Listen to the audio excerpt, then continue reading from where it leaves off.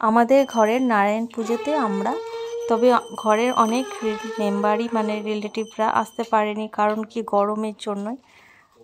তো নারায়ণ পুজোয় দুপুরবেলায় হয়েছিল, আর ভাড়াটিয়ারা এসেছিলো দেখতে, ভাই ছিল, আর ছোটো পিসি ছিল, পিসামশাই এসেছিলো, যেহেতু সামনেই বাড়ি। আমি এদিকে রান্নার দিকটা সামলিয়েছিলাম, তেমন কিছু করিনি, তবুও ওই আর কি না করার মতনই করা। আমের চাটনি করা হয়েছিল, সেগুলো গাছেরই আমের পড়ে যাওয়া আমগুলো দিয়ে, আর কড়াইয়ে হালকা তেলে গরম করে সর্ষে আর শুকনো লঙ্কা ফোড়ন দিয়ে কাটা আমগুলো, চোকলা ছাড়ানো আমগুলো ধুয়ে একটু হালকা ভেজে নিয়ে হালকা হলুদ দিয়ে নাড়াচাড়া করে তারপরে পরিমাণ মতো জল দিয়ে ফুটিয়ে নিতে হবে। তারপরে চিনি দিতে হবে, তারপরে একটু ময়দা গুলে দিতে পারেন 1 চামচেরও কম জলের মধ্যে, আর নামাবার পর 5 ফোড়ন বা মৌরি এলাচ গুঁড়ো করে দেবেন উপর থেকে। আর এটাও পটল দিয়ে নারকেল দিয়েও, কয়েকটা মাত্র পটল ছিল, নারকেল কোড়া দিয়ে করা হয়েছিল। খিচুড়ি করেছিলাম আতপ চালের, যেহেতু খিচুড়ি ভোগ অল্প করে হলেও প্রসাদে দিলে ভালো লাগে। ফল প্রসাদের থেকে খিচুড়ি, লুচি, ঘুগনি এসব প্রসাদ বেশি ভালো লাগে, আর আমরাও আশা করি মানে এইটাই পছন্দ করি। আর সবজি সেই দিনকে, যেহেতু আমাদের এখানে বাজার মানে রবিবার আর বৃহস্পতিবারই মানে দুবারই হাট বাজার বলে এখানে, এটা হাট বাজার বসে। সেই দিনে তো সবজি সেরকম ছিলই না, তবুও যা যা সবজি ছিল ওই দিয়েই আমি করেছিলাম। ছোটো বেশি বললো যা আছে তাই দিয়ে ম্যানেজ করে নে, আর ওই দিয়ে আমি ঘ্যাটটা বানিয়েছিলাম। তবু যাই হোক, আমি একটু টেনশনে ছিলাম, কারণ আমি উপোস ছিলাম যে নুন মিষ্টি ঝালটা কেমন হয়েছে না হয়েছে কিছুই টেস্ট করে বুঝতে পারবো না। আমি অন্য নর্মাল দিনে যেরকম বানাই, তো সেদিন একটু বেশি করেই বানাতে হয়েছে, সব একা একা করে রান্না করা আর টেস্ট না করে রান্না করা, এটা একটু চাপের ছিল। তবুও করলাম, যে অন্তত যেন মানুষ খেতে পারে আর যাতে খারাপ না লাগে।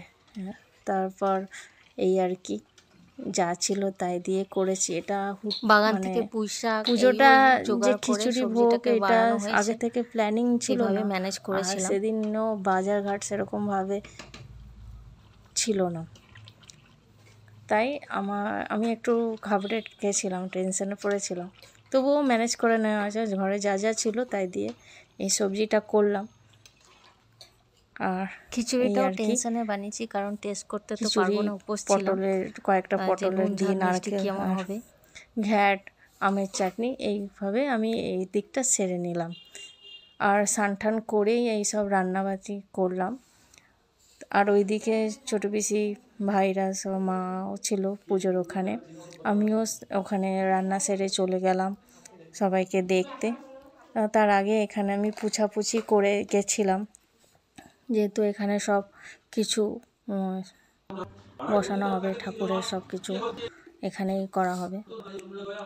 আর আমাদের যে ঠাকুর ঘরটা আছে ওইটা মানে উঁচুতে করা হয়েছে, আর ওটার এতটা স্পেস ছিল না, তাই জন্য রুমের মধ্যে পুজোটা করা হলো।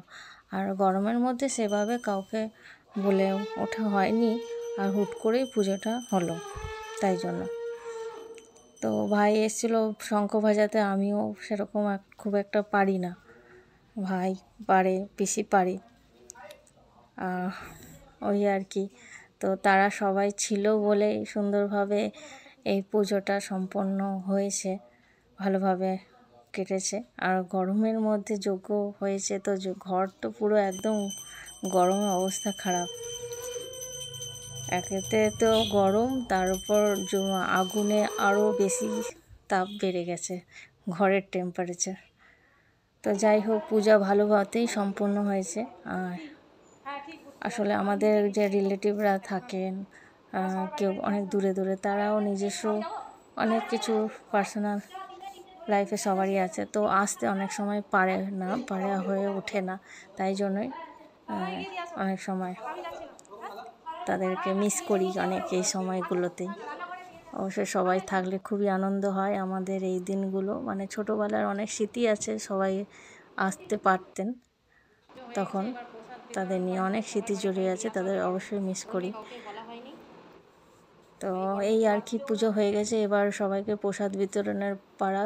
যারা আসতে পারেন তাদের ঘরে গিয়ে দিয়ে আসা। তো সামনে সামনে আশেপাশে যারা আমাদের পাড়া প্রতিবেশী আছে, আমার পিসি ভাই গিয়ে দিয়ে এসেছিলেন। এতক্ষণ সঙ্গে থাকার জন্য অসংখ্য ধন্যবাদ সকলে।